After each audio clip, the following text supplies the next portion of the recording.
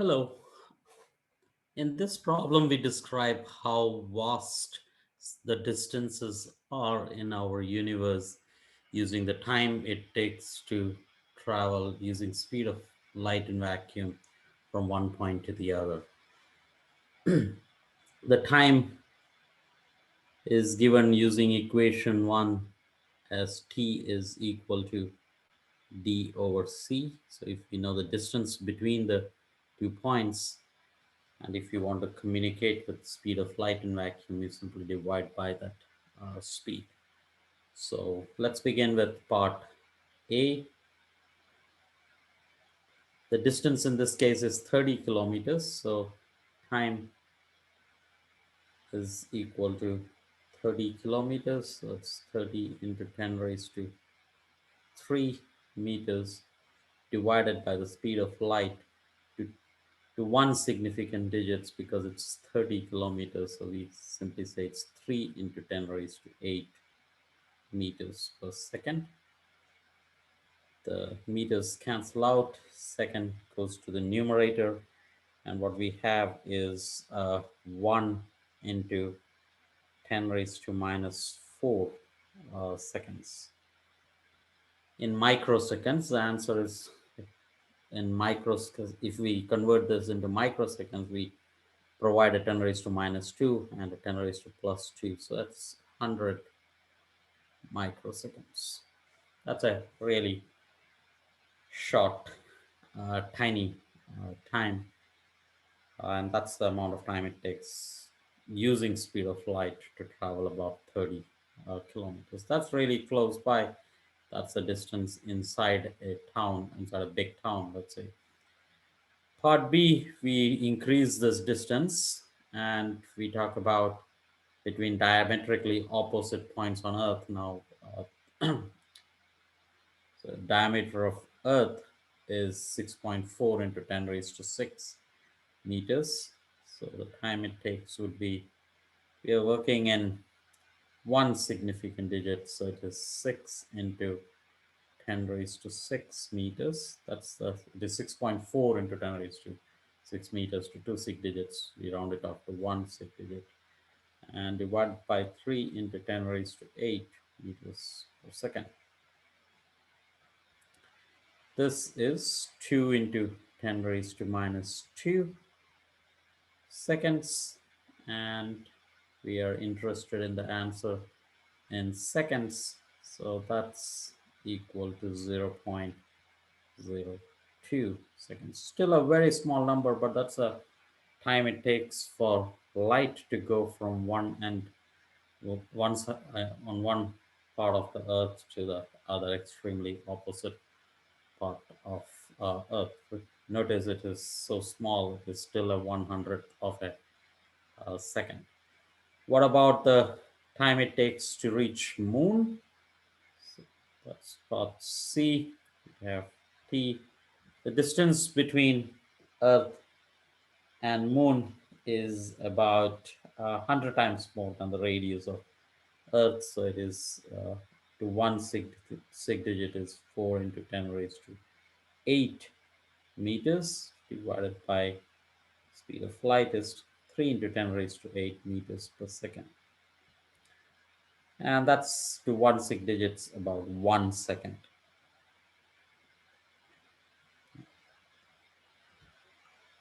So within 1 second, which is really a heartbeat, light reaches a signal moving with speed of light reaches moon. Let's get farther. Part D talks about Mars, which is farther than moon. So the distance between Mars and Earth is about 6 into 10 raised to 10 meters. These distances vary a little. When Mars is on the same side as Earth is in its orbit, then it is a smaller distance, and when it is on the opposite side of the orbit with respect to Sun, then it is larger. This is an average distance shown here, and the time it takes for that distance is this is about 200 seconds, but we are interested in minutes now. 60 minutes is, sorry, 60 seconds is 1 minute. So this is approximately, or this is about to one sig digits, this is 3 minutes. So if we had our friends in Mars in the future, it will take 3 minutes for a signal to go to Mars and another 3 minutes to reach back. So that'll be a lag of about 6 minutes while we are talking to someone on Mars. What about Pluto? It's still farther, and the time taken would be the distance. The distance to Pluto is 100 times more than Mars, so it is approximately 6 into 10 raised to 12 meters now, and speed of light is the same, and that's 2 into 10 raised to 4, so that's 4 zeros and seconds, and this time we are interested in hours because now it's uh, further more, and this comes out to be 6 hours to two sig digits again. Now Pluto is at the edge of our solar system. If we are to go farther, next step is really good. Get out of our galaxy itself, and we ask what is the next galaxy, uh, or not a galaxy. Let's say the closest star. Sun is the star. So in Milky Way, inside our galaxy, there are innumerable stars. So what's the closest star we have? And the name of the star is Alpha A Alpha Centauri, and it is the distance is about it's given in as 4.2 light years. That's a common measure of distance, and what that means is that the distance is 4.2 times the speed of light itself. So that's light here means the speed of light. So that's 3 into 10 raised to 8 meters per second and years. And if we divide it by 3.3 into 10 raised to 8 meters per meters per second, so this should also be in meters per second, because second and years cancel out to give a distance in meters. So these two cancel out, and it is exactly 4.2 years, which is to one sig digits 4 years. Notice that one can write this as 4.2 instead of light.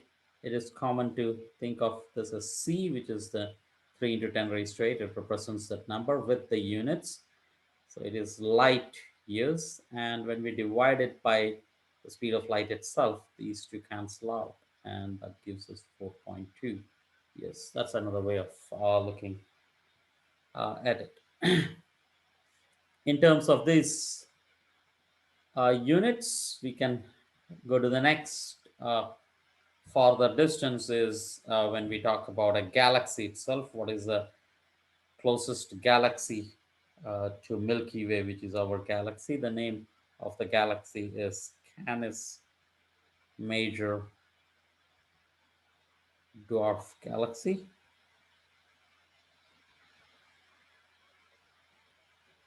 And it is very far, 25,000 years. 4 years still seems reasonable in the sense that a human can reach there in a reasonable amount of time, but reasonable in the sense if you're traveling at the speed of light, which is nowhere close to achievable at this point. So it's practically impossible to reach the closest galaxy. But if if we were to go at the speed of light, at least it seems like it is 4 years. But for a dwarf galaxy, is 25,000 light years. So this is light years, light light year. So it's 25,000 C years, right? Light years divided by C itself. So it takes about 25,000 years for light to reach, or in one sig digits, it's 30,000 years. This also has the consequence that if we are seeing light from a galaxy this far, that means we are seeing the galaxy in a state 30,000 from today, 30,000 back in time from today. In that sense, we are looking into the past when we are looking at these galaxies. In fact, every time we look at anything, because of the lag due to the finite speed of light, we are always looking in the past. One of the farthest distance we can imagine is the edge of observable universe. Observable in the sense that light takes finite amount of time. So if the universe has a finite age, then there is a fixed amount of distance we can go back in time, and that distance is equal to 90 billion light years. So that's 90 into 10 raised to 9, that's a billion light years. So that's C years. And you divide it by the speed of light C, which is 3 into 10 raised to 8 meters per second. C's cancel out, and we have 9 into 10 raised to 9 years, or this is 90 billion years.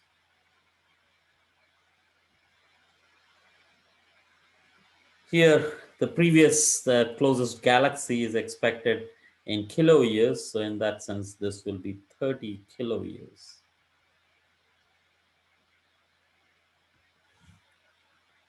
This gives a stretch of distances when measured in time. It is like saying St. Louis is about 2 hours from Carbondale, or Chicago is 6 hours from Carbondale. That assumes that we can travel at about 60 miles per hour on an interstate. Similarly, in in deep space, assuming that we can travel at the speed of light, these are the distances we can imagine. Let me stop sharing and stop the recording for a moment.